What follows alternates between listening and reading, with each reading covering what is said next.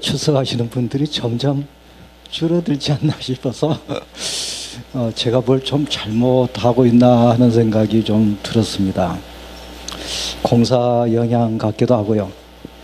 그런데 우리가 지금 여기서 땀 흘리고 있는 이 시간이 굉장히 귀한 시간인 줄로 압니다. 부산에서, 전라남도 순천에서, 그리고 강릉에서, 광주에서 여러 군데서 월요일 날만 되면은 안양제일교회 이 신학 강좌 이 시간을 지금 시청하고 있습니다. 인터넷으로 여러분들이 바로바로 올린가 보더라고요. 저는 몰랐는데 그래서 전국 교회에 있는 타교단 목사님들까지 이 강의를 지금 시청하고 있다고 하는 전화를 제가 계속 받고 있습니다. 월요일 날 되면 고맙다는 전화를 받고 있는데 하여튼 감사할 일입니다. 우리 안양제일교회 이 일로 인해서 전국 교회를 섬기는 계기가 되지 않는가 그런 생각이 돼서 너무나 감사하게 생각을 합니다.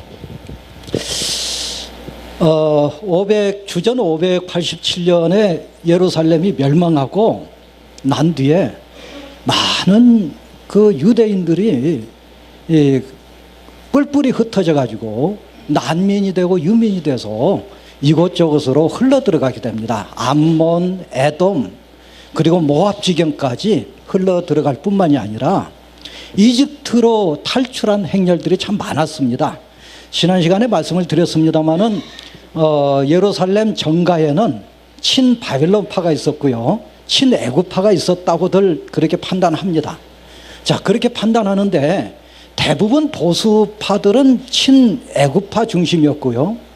그 다음에 친바벨론파라고 한다면은 이제 그 국제 정세가 바벨론으로 기울었다라고 하는 측면에 있어서 요시야 왕이라든지 또는 예레미야가 그런 예언자가 친바벨론파는 될 수 없습니다만은 예레미야서를 읽어보면은 바벨론에 항복할 수밖에 없다고 하는 그런 말씀을 한글로 봐서 친애굽파에 의해서 친바벨론파로 매도당했던 것을 보게 돼요.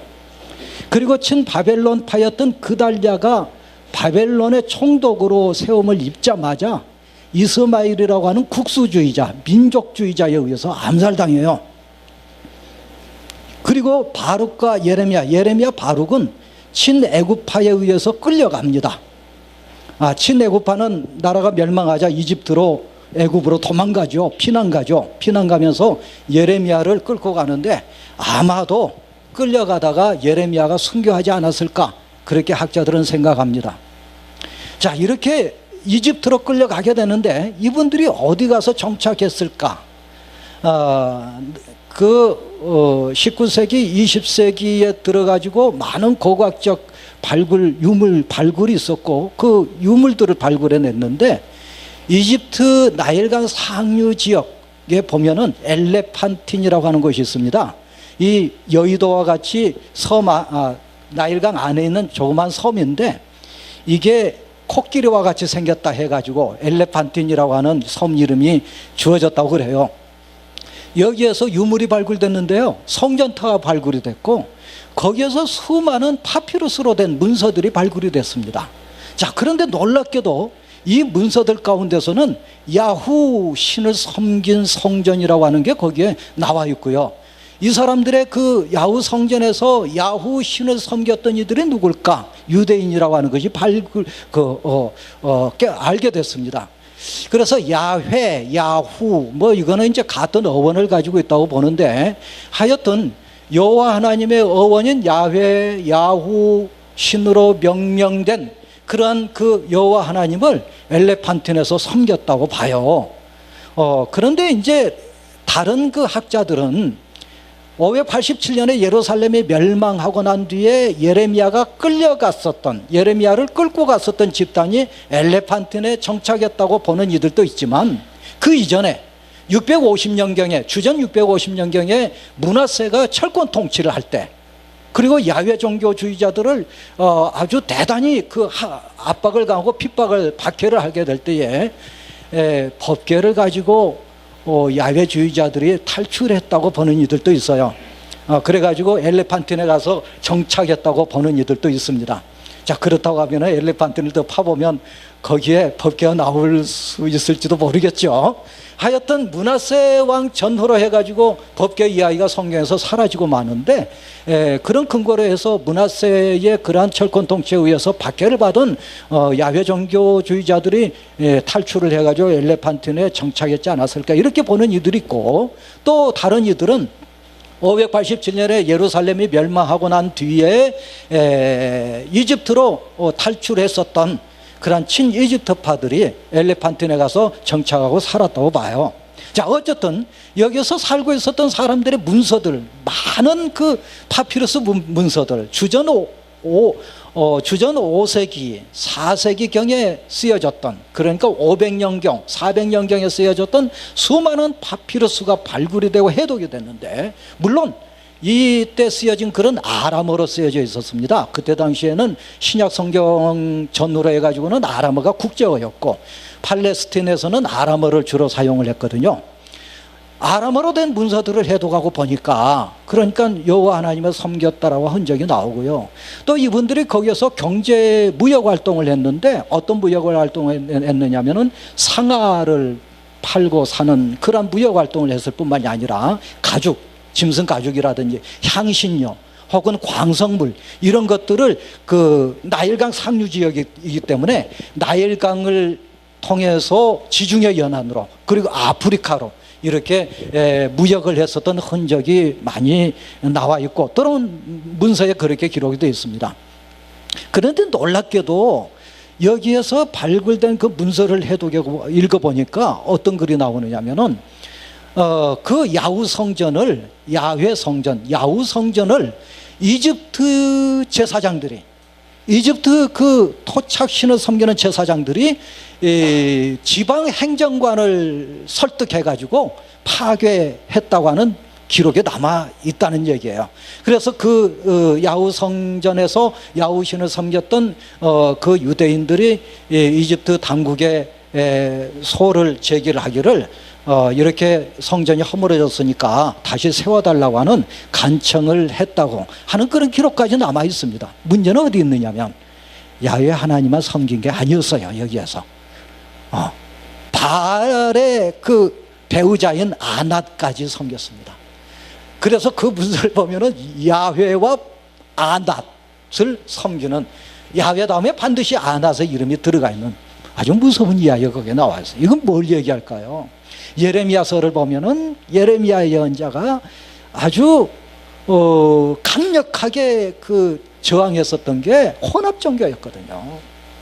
근데 혼합 종교가 엘레판틴에서 혼합 종교화된, 학자들은 무슨 얘기하느냐면 여호와 하나님을 장가 보냈다, 이렇게 말을 해요. 참 신성모독적인 얘기가 되겠습니다만은, 그때 당시 사람들이 여호와 하나님을 혼자 계시는 게 이게 쓸쓸하게 보였던지, 여호와 하나님을 야 바알도는 아니다, 바알의 여자인 여호와 하나님과 이래가지고 이제 섬겼다, 그런 얘기예요.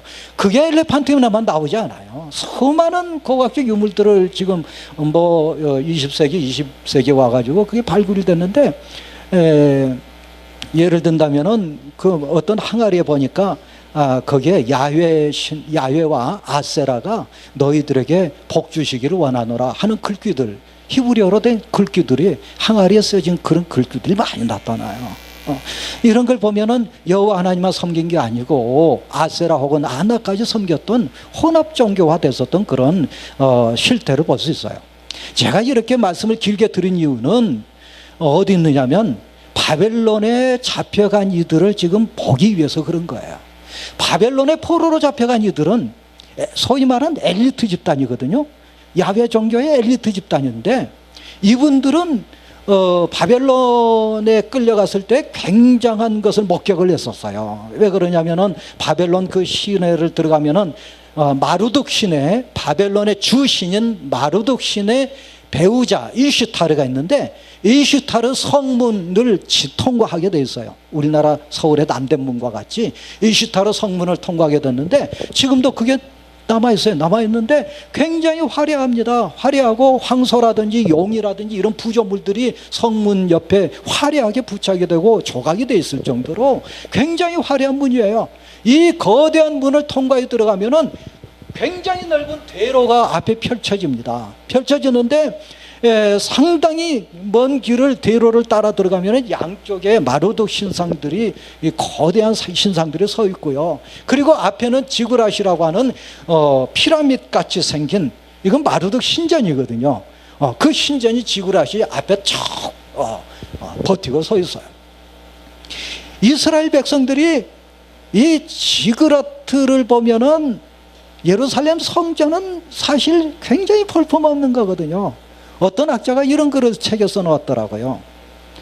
6.25 전쟁 직후에 화신백화점이 최고인 줄 알았는데 미국에 가서 보니까 100층이 넘는 빌딩이 있더라 이거예요. 야, 굉장히 놀라고 문화적 충격이죠. 마찬가지였습니다.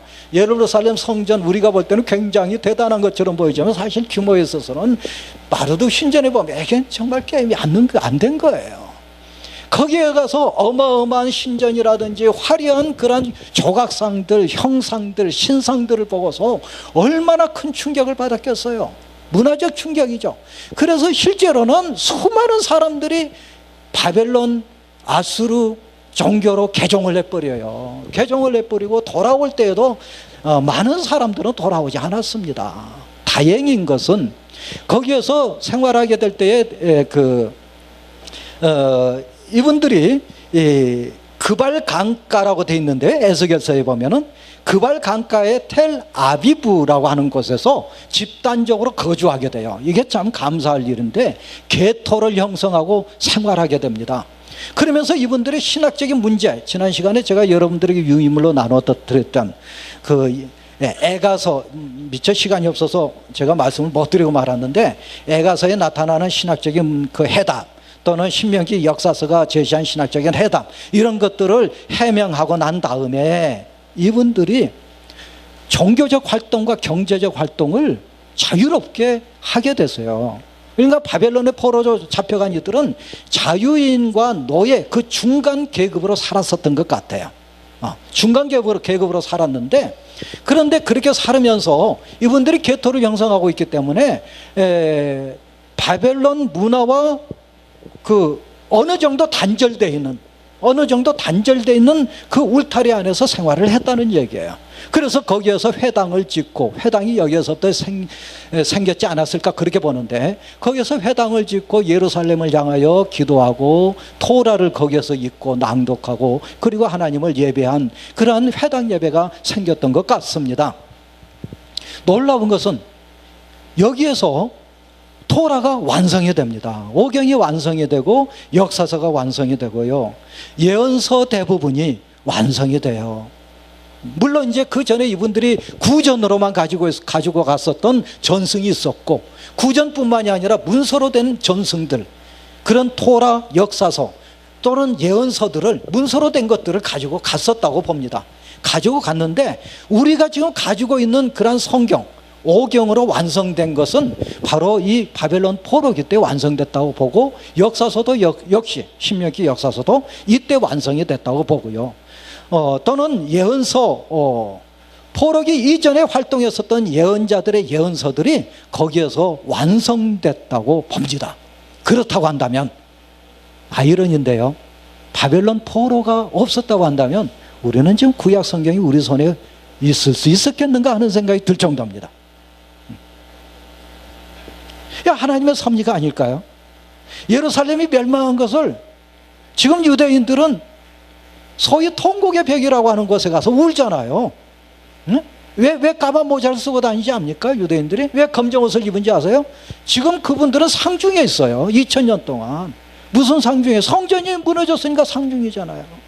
그래서 그분들은 검정 모자를 쓰고 검정 양복만 입고 다니는 거죠. 그리고 통곡의 벽에 가서 늘 울어요. 성전을 다시 세워달라고. 그런데 문제는 이분들이 모르는 게 있어요. 뭐냐면은 성전이 무너졌기 때문에 여호와 하나님은 성전 안에 가두어 계신 분, 표현이 좀 이상합니다만 성전 안에만 계신 분, 자기들이 어쩌면 의도적으로 가두어 놓은 그런 하나님으로 생각하지 않고 초월적인, 우주적인, 우주를 통치하시고 초월해 계시는, 아니 바벨론도 통치하시는 하나님이라고 하는 그런 신관이 포로기 때 형성된다고 하는 얘기예요. 이건 굉장한 거잖아요. 물론 그렇다라고 그래서 그제 이전에는 이스라엘의 하나님만 되셨는데 우주적인 하나님으로 발전했다 이런 게 아니에요. 그렇게 생각하는 이들도 있었습니다. 소위 발전론자들인데 종교사학파들이라고 그래요. 이분들은 그렇게 발전했다고 하는 그런 건 아니죠. 이스라엘 백성들이 초월자로서 하나님을 언제 인식하게 됐느냐? 포로기 때 인식하게 됐다는 얘기예요. 하나님은 이스라엘의 하나님만이 아니다. 바벨론도 통치하시고 우주를 통치하시는 하나님이라고 하는 것을 포로기 때 깨닫게 됐고 인식하게 됐고, 그리고 구약 성경을 토라, 역사서, 예언서 일부분들을 완성하게 됐다고 하는 겁니다. 참 놀라운 것은요, 북왕국이 멸망하고 난 뒤에는 없어졌어요. 포로로 잡혀간 이들도 어떻게 됐는지 알 수 없습니다. 그리고 남아있는 이들도 흔적 없이 사라졌어요. 사마리아 그 근방에 지금도 그 사마리아 오경이라고 하는, 우리 오경과 약간 다른 사마리아 오경이라고 하는 오경을 그 성경책으로 가지고 생활하는 그 집단이 아직도 있다고 그러는데, 그 외에는 북왕국 사람들은 흔적도 없이 사라졌습니다. 이집트로 간 이들도 사실 없어졌어요. 엘레판틴에서 흔적도 없이 사라지고 없어졌습니다. 그런데 바벨론의 포로로 잡혀간 이들만 거기에서 자기들끼리 개토를 형성을 하고, 그리고 말씀을 정리하고, 그 말씀이 박물관에 있는 유물로서 말씀을 받아들이지 않고요, 이 사람들은 오경이라든지 역사서라든지 예언서를 자기들에게 들려주신 하나님의 말씀, 살아계신 하나님의 말씀으로 받아들이고 말씀을 완성했다는 얘기예요. 이거는 뭘 얘기할까요? 하나님의 놀라운 섭리가 아닐까, 그렇게 생각을 할 수밖에 없습니다. 538년에 고레스라고 하는 사람이 메대를 멸망시키고, 그리고 최후로 티그리스 강 오피스 전투에서 바벨론 군대를 538년에 물리쳐요. 물리치고 페르시아 제국을 세웁니다. 페르시아 제국을 세우는데 알렉산더가 나타날 때가 330년대인데, 그때 알렉산더가 제국을 세우기 이전까지 페르시아 제국이 200년 동안 제국으로서 발돋움하기 시작한 거죠. 근데 이때 바벨론 군대를 물리쳤던 이 고레스 왕이라고 하는 사람이 굉장히 현명한 왕이었어요. 현명한 왕이었다라고 하는 얘기는 뭐냐면, 그 이전에 그 제국은 어떤 통치 수단을 갖고 있었느냐면, 피를 섞는, 그러니까 아수르가 북왕국을 멸망시켰는데, 북왕국에 있는 그 이스라엘 백성들은 다 끌고 가서 흩어버렸습니다. 그리고 북왕국에는 다른 이민족들을 다 데려다 놨어요. 그래가지고는 이거 섞어버렸습니다. 왜 그랬을까요? 반란이 일어나지 않도록 하기 위해서 그렇게 했어요. 바벨론은 예루살렘을 멸망시키고 엘리트 집단을 다 끌고 갔습니다. 다행스러운 것은 바벨론에서 개토를 형성하고 생활하게 하다가 돌려보냈다는 얘기예요. 근데 고레스가 여기에서 돌려보내게 돼요. 칙령을 발표하게 되는데, 중고등학교 그 세계사 교과서에도 나옵니다만은 고레스 원통이라고 하는 고레스 원통같이 생긴 그런 그 글귀가 쓰여진 유물이 있는데, 그걸 읽어보면 이런 말씀이 그 안에 있습니다. 나는 티그리스 강 건너편에 있는 이 거룩한 도시들이 왔는데, 이 도시의 성소들은 오랫동안 폐허가 되어 있었고, 그곳에 살고 있는 우상들과 우성들을 위해 마련된 성소들도 폐허가 되어 있었다. 나는 그 도시들의 이전 유민들을 불러 모아 자기들의 고향으로 돌아가게 했다. 이런 글귀가 있어요. 말하자면 여기서 거룩한 도시라고 하는 말이 예루살렘이지 않을까, 이렇게 아전인수격으로 생각할 수도 있겠습니다만, 하여튼 고레스는 유대인들을 예루살렘으로 귀환 칙령을 내립니다. 그래서 이사야는 고레스를 여호와 하나님의 기름 부은 종이라고 말을 하고 있어요. 고레스가 여호와 하나님을 믿는 사람이 아니었죠. 페르시아 사람인데 페르시아 신들을 섬긴 사람이죠.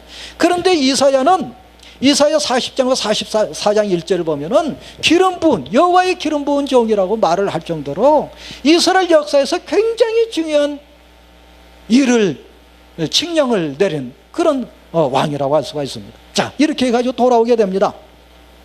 1차, 2차, 3차, 4차에 걸쳐서 돌아오게 되는데요. 셀스바살과 스룹바벨은 똑같은 사람이 아닐까 그렇게 생각하는 이들도 있습니다.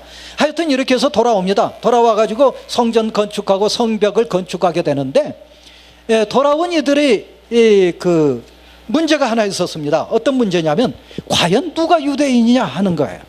예루살렘에 남아있는 자들은 무지랭이들만 남아있었는데 그분들은 다른 이방 종교와 이미 섞여져 버렸어요. 그 이방인들과 결혼을 했고 결혼하면서 이방 종교들을 섬기게 됐습니다. 그러니까 돌아온 이들이 문제 제기를 하지 않을 수가 없죠. 무슨 문제 제기일까요? 누가 유대인이냐 하는 거예요. 우리나라에서도 그런 일이 있었지 않았습니까? 일제시대 때 감옥에 갔었던 소위 말한 추록 성도라고 그렇게 얘기하는데 신사참배 거부하고 감옥에 갔었던 이들이 해방돼가지고 나와서 보니까 신사참배하는 이들이 청회장하고 있고 노회장하고 있고 교회 다 담임하고 있고 이래가지고 싸움이 일어났죠. 그랬죠? 예. 그거 마찬가지였어요. 그래서 돌아온 이들이 누가 과연 유대인이냐? 첫째, 유대인은 순수한 혈통을 가진 사람이 유대인이다. 둘째, 여호와 하나님 말씀을 드리자면 솔로몬 성전 예배를 전수받은 자가 바로 유대인이다 하는 정의를 내리게 됩니다. 이 두 가지에 의해서 유대인이라고 하는 정의가 성립이 되는 것이죠. 이거는 굉장히 중요한 것이었습니다. 왜 그러느냐면은 이후에 나오는 역대기 상하 그리고 에스라 느헤미야서에 나오는 이 역대기 역사서라고 하는데요. 느헤미야서까지 이 책에 보면은 굉장한 종교 개혁이 일어나요.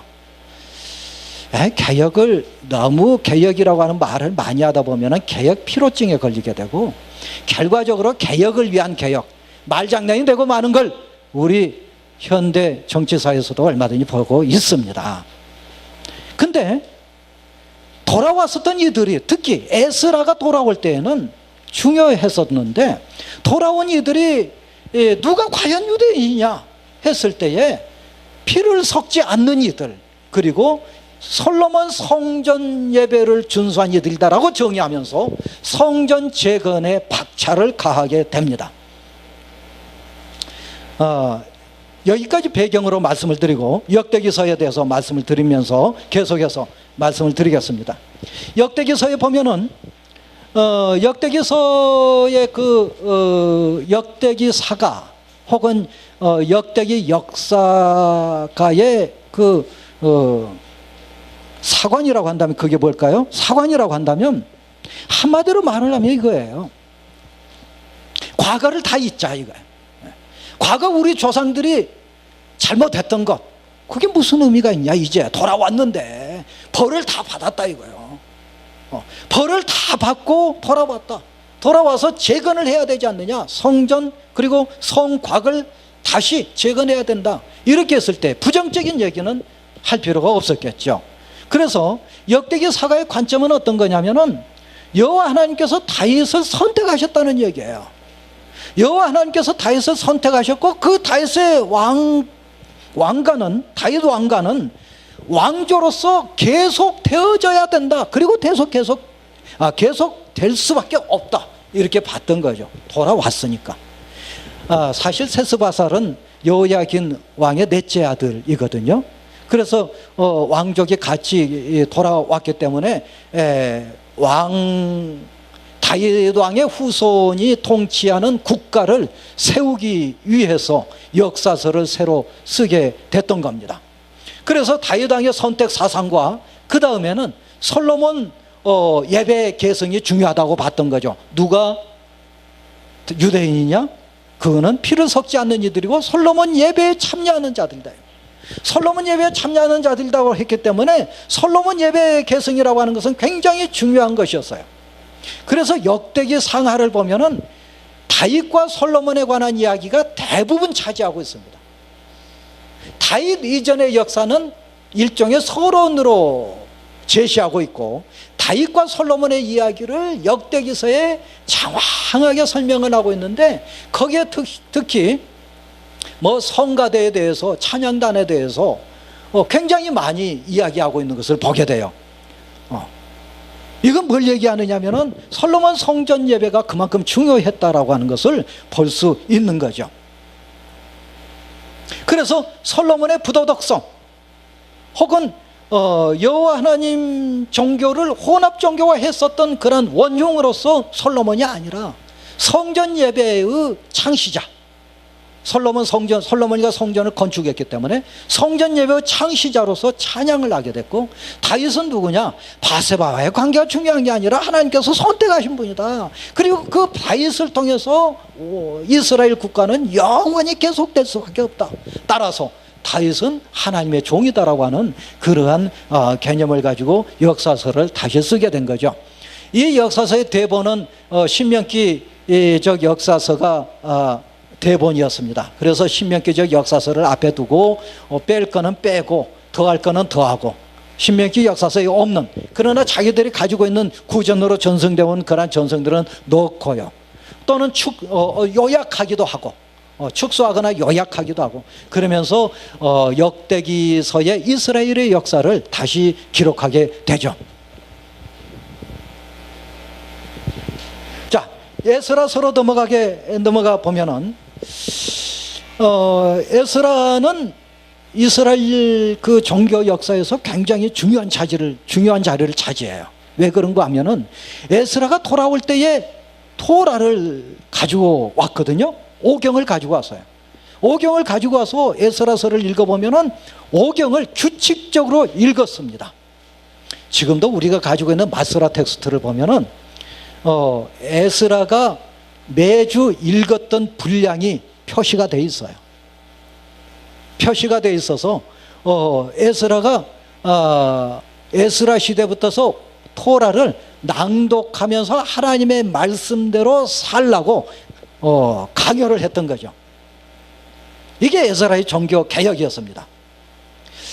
근데 에스라가 그렇게 할 수밖에 없었던 이유가 있어요. 왜 그러느냐면은, 자, 돌아와서 보니까 남아있는 이들은 모두가 섞여져 있었습니다. 종교적으로 섞여져 있었고, 피가 섞여져 있었고, 탈출한 이들은 모두 다 그곳에서 혼합 종교를 섬기고 있었거나 또 점차적으로 역사 속에서 사라지고 있었습니다. 에스라는 위기의식을 갖지 않을 수가 없었겠죠. 왜 그런가 하면은 페르시아의 바벨론의 문화도 뭐 말로 할 수 없고, 이집트의 문화도 말로 할 수 없는데, 페르시아의 문화가 이제 지중해 연안을 지배하게 됐거든요. 페르시아가 어디예요? 지금 이란이잖아요. 그러니까 페르시아의 종교 혹은 페르시아의 문화가 점차적으로 지금 아마 쓰나미처럼 밀려 들어왔다고 그렇게 해도 틀림이 없을 겁니다. 이때 에스라의 관심은 뭐였을까요? 남아있는 이들은 모두가 섞여져 버렸습니다. 돌아온 이들은 소수에 불과해요. 돌아온 이들이 여호와 하나님의 종교를 보존하고 보호해야 되는데 어떻게 해야 되느냐 하는 거죠. 이거는 그야말로 호두알과 같이 단단한 껍질로 감싸지 아니하면은 여호와 하나님의 종교를 보존할 수 없다고 하는 위기의식을 가졌다고 볼 수 있겠습니다. 그래서 에스라는 매주 토라를 낭독하면서 하나님의 말씀대로 살라고 하는 것을 강요하고, 제사장이라 하더라도 이방 여인을 데리고 사는 사람들은 모두 다 출교시키거나 추방시키고 말았어요. 이러는 가운데 성전을 재건하는데 그저 아무 문제 없이 성전을 재건한 건 아니었습니다. 수많은 이들이 저항을 하고 반란을 일으켰어요. 더비압과 산발랏이라고 하는 사람은, 그 사람이 누구냐면은 사마리아에 그런 살고 있는 사람들인데 총독이고, 또는 사마리아, 그때 당시에는 사마리아가 예루살렘을 지배하고 있었고, 사마리아 총독이 예루살렘까지 지배를 했기 때문에 도비앗과 산발랏이 사마리아 사람들인데 거기에서 예루살렘 성전을 짓는 것을 좋게 생각할 리가 없었겠죠. 그래서 페르시아 당국에다가 늘 항소를 했습니다. 제소를 했습니다. 저 녀석들이 지금 성전을 짓는 것은 독립국가를 꿈꾸고 있습니다. 그러니까 허락해서는 안 됩니다. 그러면은 또 페르시아 제국이 성전 재건을 하지 말라고 하는 그런 그 칙령을 내리고, 다시 또 예레미야나 학개나 스가랴가 또 제소를 하면은 성전 재건 허락이 또 떨어지고, 이 우여곡절을 굉장히 많이 겪어요. 우여곡절을 겪으면서 드디어 성전을 완성하게 됩니다. 그러면서 이제 다시 에스라의 관심은 토라 중심, 그리고 성전 중심으로 돌아가지 않을 수가 없었을 겁니다. 그러면서 에스라는 국수주의로 나가게 돼요. 이게 너무 극단적으로 국수주의로 나가면서 많은 사람들이 호응을 하기는커녕 떨어져 나가게 된 거죠. 그래, 너희들끼리 해봐라 이러는 가운데서 결과적으로 에스라의 종교개혁과 생활개혁은 실패했지 않았을까, 그렇게 봅니다. 왜 그러냐면 그 이후에 돌아오게 되는 느헤미야가 또다시 종교개혁을 일으키고, 느헤미야와 동시대 사람이었던 말라기 선지자의 그 예언을 보면은 보이로 말할 수 없는 일들이 거기에 벌어지거든요. 안식일을 어기는 거는 뭐 다반사고, 하나님 전에 바치는 그 제물이 병든 것, 다리 저는 것, 이런 것만 갖다 바치면서 형식적인 예배로 전락해버리고 그런 것을 보게 돼요. 그렇기 때문에 에스라의 개혁 드라이브는 결과적으로 실패해 가지 않았을까, 그렇게 보는데, 그런데 에스라의 관심은 물밀듯 들어오는, 쓰나미처럼 들어오는 바벨론 문화, 페르시아 문화까지, 이제 곧 닥칠 헬레니즘까지 막아내야 되는 그러한 시대적 그러한 그 사명이 있었던 것 같아요. 그래서 토라를 중심으로 살아야 된다라고 하는 것을 에스라는 강력하게 강조했었던 겁니다. 그래서 에스라가 얘기했었던 그 유대교가 어떤 종교일까? 체계 종교라고 그렇게 별명을 붙이기까지 해요, 지금 현대 학자들. 그때부터 이스라엘의 종교가 체계 종교가 됐고, 역시 기독교도 바이블 체계 종교가 될 수밖에 없었다, 이렇게 본 거죠. 하여튼 에스라의 개혁 드라이브는 굉장히 어려움에 직면을 많이 하게 됩니다. 자, 느헤미야로 한번 가볼까요? 느헤미야는 에스라보다 상당히 뒤에 귀환하게 됩니다. 물론 어떤 학자들에 따르면은 에스라보다 느헤미야가 더 먼저 왔다고 보는 이들도 있는데, 느헤미야가 뒤에 오지 않았을까, 그렇게 생각이 듭니다. 하여튼 느헤미야가 와가지고 했었던 일은, 이제 성전 재건은 완성이 됐고 뭘 해야 되느냐면 성벽, 예루살렘 성벽을 재건하는 일들이 이제 남아 있었던 것 같아요. 그 구약학을 가지고 석사학위 논문을 쓰는 분들을 보면은 느헤미야의 리더십이라고 하는 말들을 많이, 키워드를 가지고 그 논문을 쓰는 걸 보게 돼요. 왜 그럴까요? 느헤미야는 굉장한 사람이었어요. 이분은 총독으로, 페르시아의 총독으로 예루살렘에 들어오지만, 그런데 느헤미야는 총독으로 오지만은 페르시아를 대변하려고 온 게 아니라 성벽을 다시 재건하고자 하는 야망을 가지고 돌아오게 돼요. 성전이 있습니다. 성벽만 재건하면 뭐가 되는 거예요? 국가가 성립이 돼요. 그래서 느헤미야는 성벽을 재건하고자 했었던 거죠. 성벽을 재건하고자 했었는데 돌아와서 보니까 내부적인 결속력은 이제 취약이 아니라 취약하게 됐어요. 내부 결속력이 흩어져 버렸습니다. 에스라가 이제 개혁 드라이브를 걸었지만은 조금 세월 지나고 나니까 다시 흐지부지하고 말았습니다. 귀한 백성이 살아가야 될 방향 감각을 잃었어요. 왜 그러느냐면, 자, 돌아오면은 누군가가 일어나가지고 다윗의 왕국을 다시 세우고서 강력한 왕권을 가지고 나갈 줄 알았는데, 아까 말씀드린 셀스바살, 스룹바벨이 역사 속에서 흔적도 없이 사라져요. 참 이거 아이러니인데 스룹바벨을 메시아로 봤거든요, 그때 당시에는. 그때 당시 유대인들은 스룹바벨이 메시아라고 생각을 했어요. 다윗 왕국을 재건할 메시아라고 생각했거든요. 그런데 스룹바벨이, 여호야긴의 넷째 아들인 스룹바벨이 역사 속에서 없어져 버려요. 어떻게 없어졌는지 알 수 없어요. 그래서 이제 어떤 학자들은 이런 생각을 하기도 합니다. 아마 암살되지 않았을까, 그렇게 보기도 하는데, 하여튼 스룹바벨이 없어지고 나면서 국가의 방향타가 없어진 거나 다름이 없었어요. 이제는 다윗의 후손 가운데서 누가 왕이 되냐 이거죠.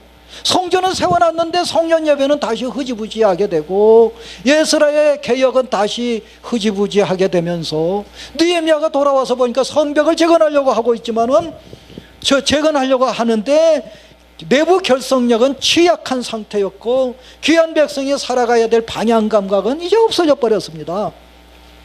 그래서 백성들은 토라에 의해서 살아가고자 하는 생각을 또 버리게 돼요. 버리게 되고 신앙의 열기도 식어집니다. 그렇게 벌을 받았으면 정신이 좀 들 법도 한데, 이게 안 돼요. 이게 안 되죠. 여러분, 자녀들 야단치고 나서 저녁 때 되면 똑같잖아요. 해 하면은 뭐 그래 또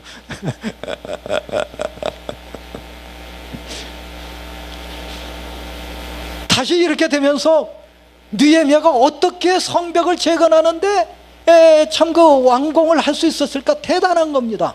예루살렘 성벽을 40개 구역으로 나눴어요.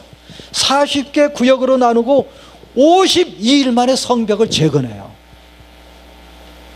굉장히 단축된 공사 아니겠어요? 52일이면은 52일 만에 예루살렘 성벽을 완공을 합니다.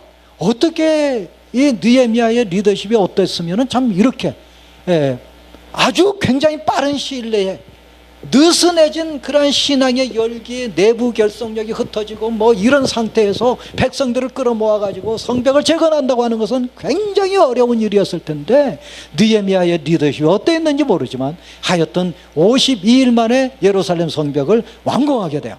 그리고 완공한 다음에 예레미야가 생활개혁을 다시 운동을 일으킵니다. 우리의 삶이 변해야 된다는 거죠. 그래서 율법 생활을 다시 유도합니다. 외국인과 통혼을 금지합니다. 안식일 준수를 강조합니다.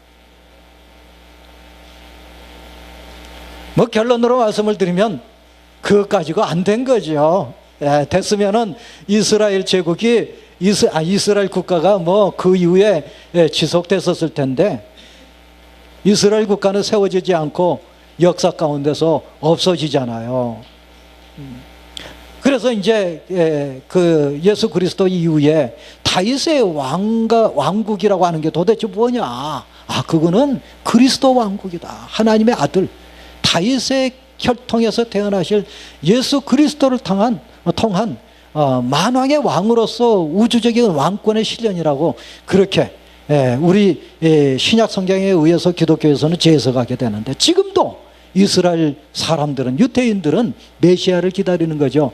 메시아를 기다리면서 다윗의 국가가 영원히 계속되어야 된다라고 하는 것을 강조하고 있습니다. 자, 이런 역대기서, 에스라, 느헤미서에 걸친 역대기 역사서의 신학은 뭘까요? 그거는 제2성전 중심의 예배를 강조하는 겁니다. 제1성전이 솔로몬 성전이었다고 한다면 제2성전은 스룹바벨 성전이라고 하는데, 스룹바벨이 시작을 했고 에스라가 완성시킨 그러한 제2성전 예배를 강조하게 된 거죠. 두 번째는 종교개혁입니다. 남왕국이 멸망한 이후에 포로들은 텔 아비브에서 게토를 형성하여 민족의 어를 지켰고, 그리고 북왕국이 멸망한 이후에 아수르라든지 또는 남아있는 예루살렘 거민들이 유민이 되고 혼합 종교화 되면서 이스라엘 백성들 가운데서 도대체 누가 유대인이냐, 누가 도대체 유대인이냐, 이걸 자문하면서 이분들은 다윗의 후손, 순수 혈통을 가진 자가 유대인이라고 하는 말을 하게 되죠. 그러면서 혼혈족을 추방하게 되는 것을 보게 됩니다. 국가를 재건하려고 합니다. 국가를 재건하려고 하는데 이게 그렇게 말처럼 되지 않죠. 이분들의 역사관이라고 한다면 미래지향적이었어요. 신명기 역사서의 역사관은 뭘까요? 과거지향적이어서. 과거 우리 조상들이 이런 죄를 졌습니다 하는 것거든요. 역대기 역사서의 역사관은 과거 이야기를 하더라도 미래를 지향하는, 과거 이야기를 말을 하면서도 미래를 지향하는 역사관을 가지고 있었다는 얘기예요. 그 미래지향적 역사관이라고 하는 것은 성전 예배고, 그리고 다윗의 언약을 토대로 한 국가재건이라고 할 수가 있겠죠. 그래서 역대기 사가는 다윗과 솔로몬의 부도덕성과 실정에 대해서는 침묵합니다. 그리고 다윗과 솔로몬은 성전 중심 인물이고 제2 중심 인물이고 율법 중심 인물이었다라고 하는 것을 강조하면서 다윗의 제국이, 다윗 국가가 다윗 제국처럼 완성될 수 있다라고 하는 꿈과 포부를 가지고 역사책을 기술했다고 봅니다. 에스더서는 성문서 안에 들어가는데 우리 성경 순서에 따라서 말씀을 제가 드리기 때문에 에스더서를 보겠습니다. 에스더서의 그 배경은 바로 페르시아 시대라고 볼 수 있겠죠. 페르시아 시대인데 에스더의 에스더서가 안고 있는 신학적인 문제점이 몇 가지가 있습니다. 그건 뭐냐면 여호와, 하나님의 이름인 여호와라든지 일반 명사라고 할 수 있는 엘로힘, 우리 성경에는 하나님이라고 번역된 엘로힘이라고 하는 단어가 전혀 나타나지 않습니다. 두 번째는 하나님의 말씀 또는 기도 혹은 제사, 예배 이런 용어들이 전혀 언급이 없습니다. 부림절이라고 하는 절기가 생겼다라고 하는 그런 이야기를 에스더서 끝부분에 나타나고 있는데, 부림절이라고 하는 이 용어 자체가 신구약 성경에 나타나지 않습니다. 또는 와스디나 에스더 같은 그 왕후의 이름들이 크세르크세스, 우리 성경에는 아하수에르 왕이라고 되어 있는데 아하수 왕의 연대기, 역사 자료에 왕후들의 이름이 안 나타납니다.